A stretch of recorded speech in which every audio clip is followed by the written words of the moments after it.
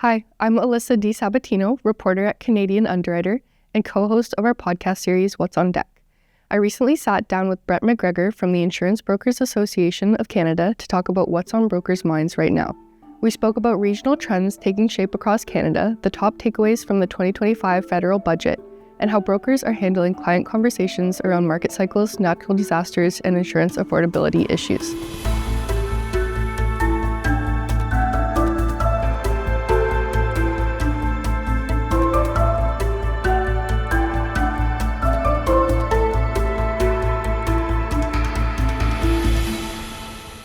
This episode is sponsored by AM Best.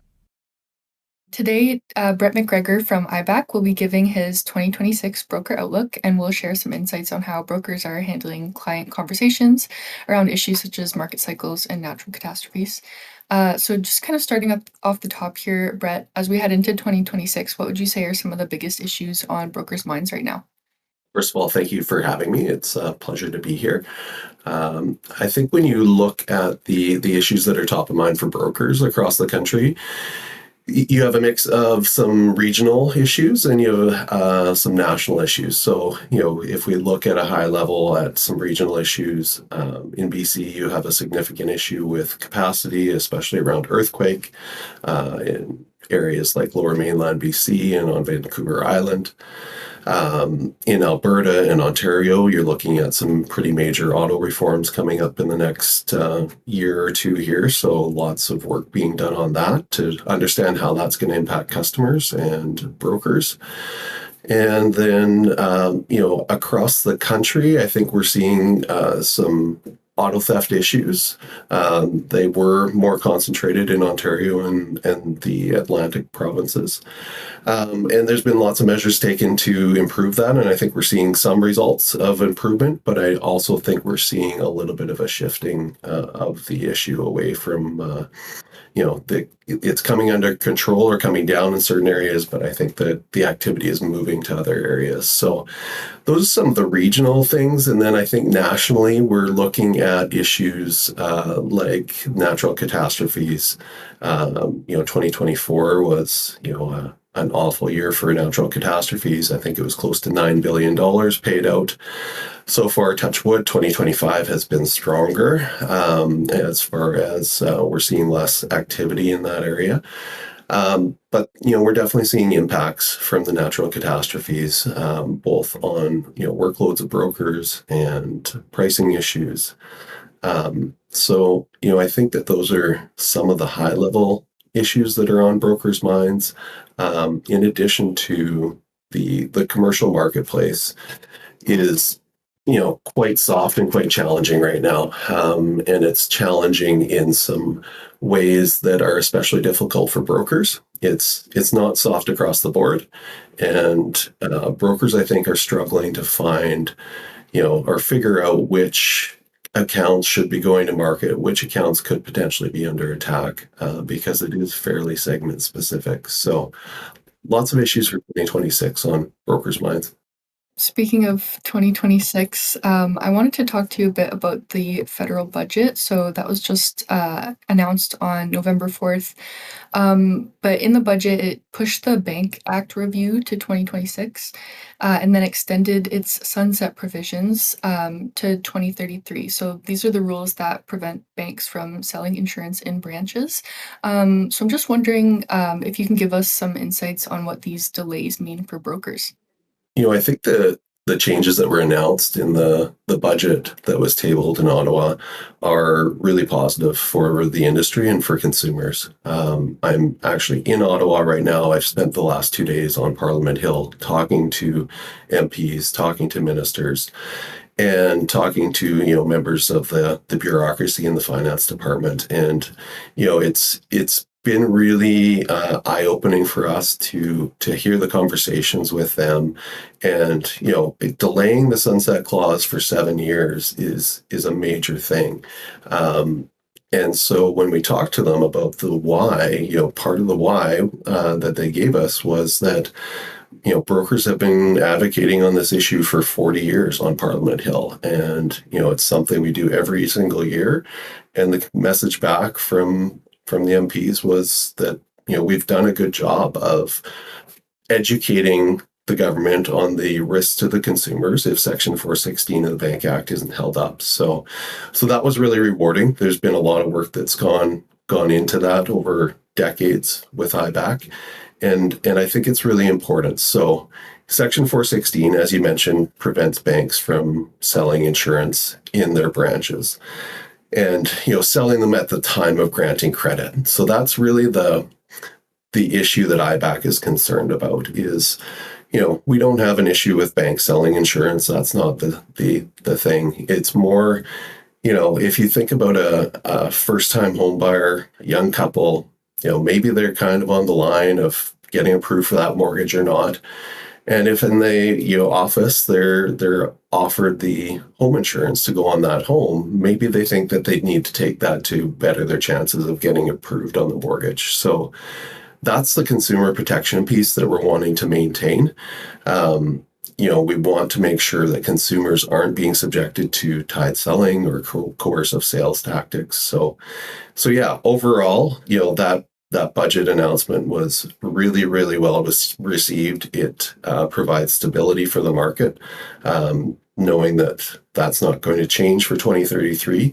There is always the ability for the government to make a change to the Bank Act still in an annual budget document. So I think it's really important for brokers to remain vigilant on this issue. So, we can't take it for granted that, just because it was extended to 2033, that's not going to change. It's really important that we continue to educate our different levels of government on this issue and keep up the work here in Ottawa. I wanted to kind of switch gears and maybe talk about market cycles, which you kind of previously already touched on, but we can get more in depth now. Sure. So from what I understand, personal and commercial markets are kind of on diverging paths where personal lines are hardening and commercial is softening. So how are brokers kind of managing these conversations with clients when the lines are just going down diverging paths? Like, does it make it harder for brokers? So the differences in the personal lines and the commercial market right now definitely do make for some difficult and challenging conversations with customers. So if you think back in our commercial marketplace, we went through a very hard market through, starting in around 2019, going through most of COVID.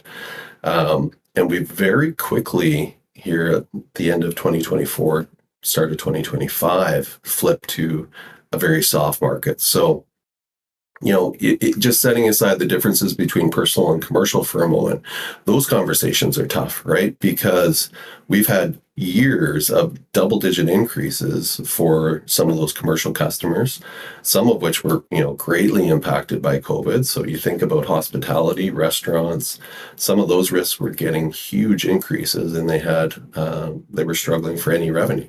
So it's now challenging to explain to them how, such a short time later, we can now offer such substantial discounts. So I would say that's a big challenge. And then the personal lines market being harder, we're definitely seeing some price increases, and we're really seeing some underwriting tightening in the personal lines market. So that does make it challenging. You've got a business owner that you might be showing up with a renewal that's gone down 30%, but their homeowner's policy is up 15 or 20%.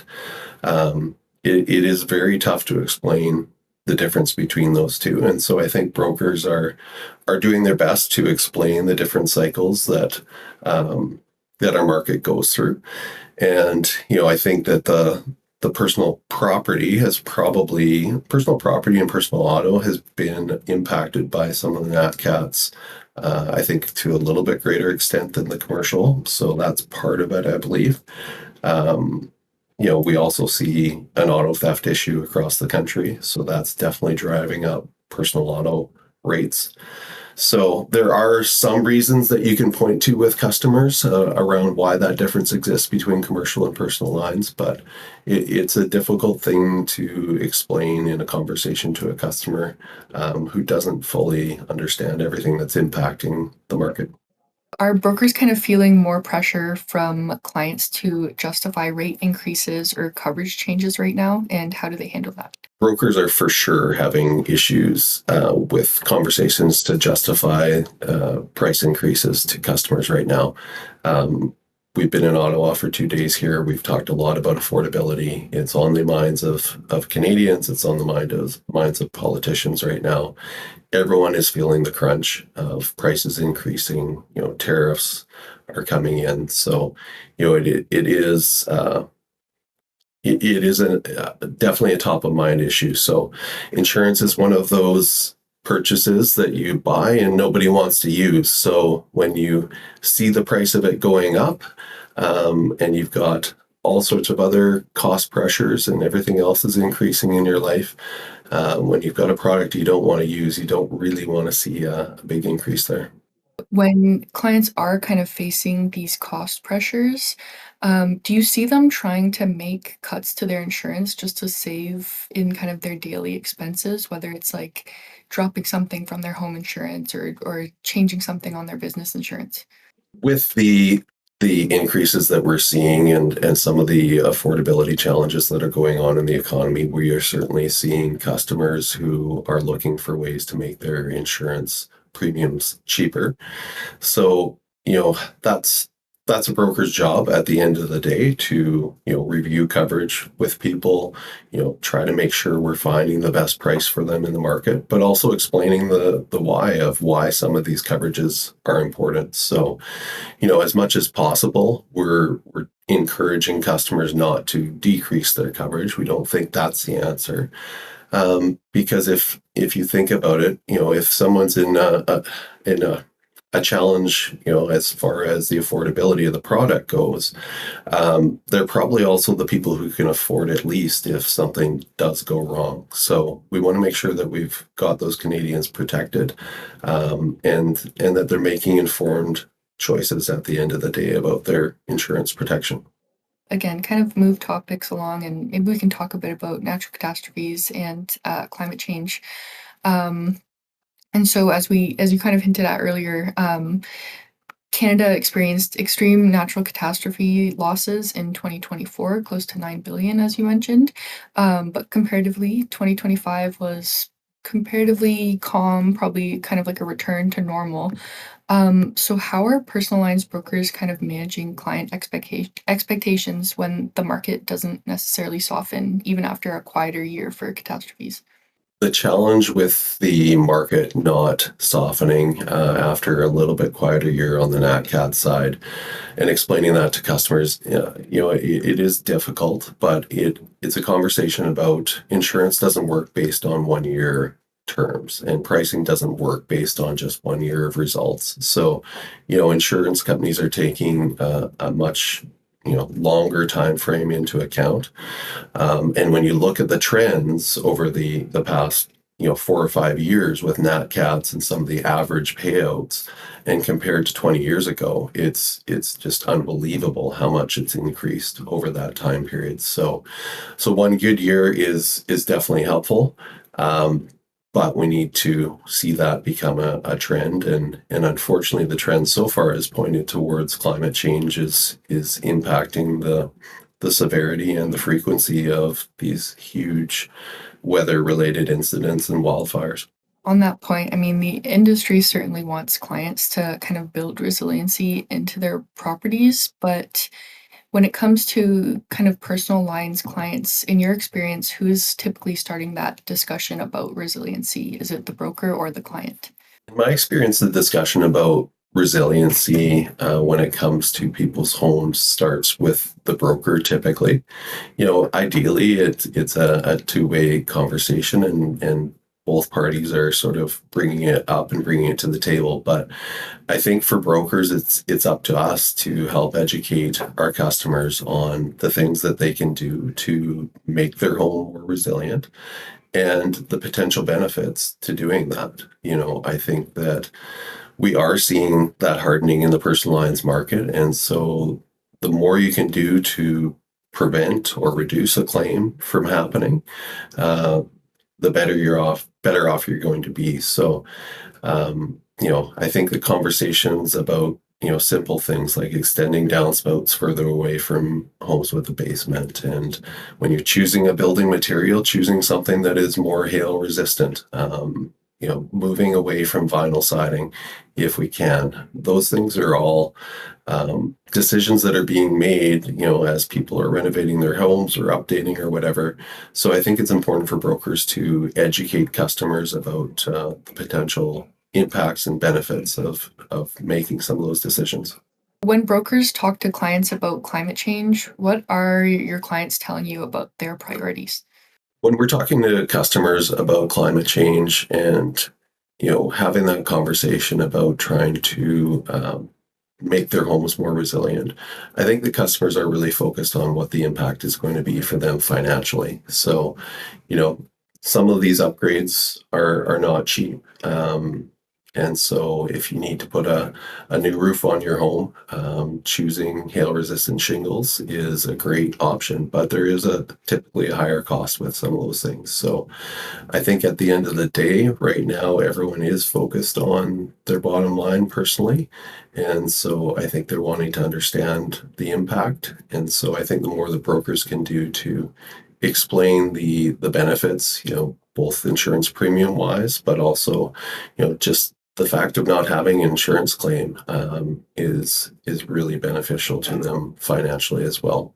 Yeah, and you make a good point. I mean, making those upgrades might cost more in the short end, but it would save you money in the long end if you don't have to make that claim, right? So that's something I'm sure brokers are talking to clients about. But um, is there anything that's kind of missing in that conversation between brokers and clients about natural catastrophes? Like, is there anything that brokers can kind of align with consumers on more? Part of what's missing from the conversation, and it's not just a conversation between brokers and customers, but more broadly in the economy, I think, is we need to start to focus on what the impact is of making these changes to your home on the property value. So I know that brokers are having that conversation with customers, but I don't think it's resonating yet. Most people aren't thinking about selling their home, but I think we could do a better job of quantifying the impact for people if they do make some of these choices and start to better understand how that could affect the market value of their home and improve their financial position going forward. That wraps up today's episode, sponsored by AM Best. We hope you enjoyed the discussion. Thanks for tuning in, and we'll see you next time on What's on Deck.